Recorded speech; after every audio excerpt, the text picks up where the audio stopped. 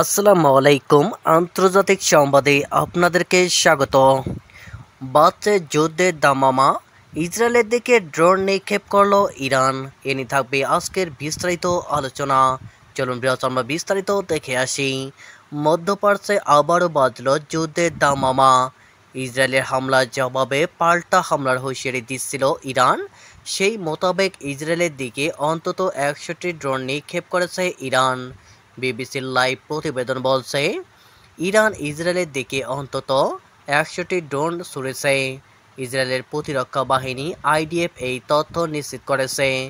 আইডিএফের মুখপাত্র ইফি ডেফরিন বলেছেন, ইরান ইসরায়েলের ভূখণ্ড লক্ষ্য করে আনুমানিক ১০০টি মানবহীন ড্রোন ছুড়েছে। তবে এসব ড্রোন প্রতিহত করা হয়েছে বলে দাবি করেছেন তিনি।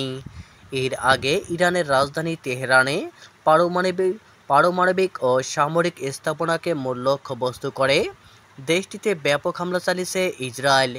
ইরানের স্থানীয় সময় ভোর ৪টার দিকে তেহরানে একাধিক বিস্ফোরণের শব্দ শোনা যায়। এর কিছু সময় পর ইসরায়েলের প্রতিরক্ষা মন্ত্রী হামলার বিষয়টি নিশ্চিত করেন। সেই সঙ্গে ইসরায়েলের প্রতিরক্ষা মন্ত্রী ইসরায়েল কাতস তাদের দেশে জরুরি অবস্থা ঘোষণা করেন। তিনি বলেন, খুব শীঘ্রই ইসরায়েলের ওপর পাল্টা হামলা চালাতে পারে ইরান। তার আশঙ্কার পরেই ইসরায়েলে হামলার খবর এলো। এদিকে ইসরায়েলের হামলার ব্যাপারে ইরানে ব্যাপক ক্ষয়ক্ষতি হয়েছে বলে ধারণা করা হচ্ছে। ইসরায়েলের হামলার ইরানের রেভলিউশনারি গার্ডের প্রধান হোসাইন সালামি নিহত হয়েছেন। সেই সঙ্গে নিহত হয়েছেন দেশটির সশস্ত্র বাহিনীর প্রধান মোহাম্মদ বাঘেরি।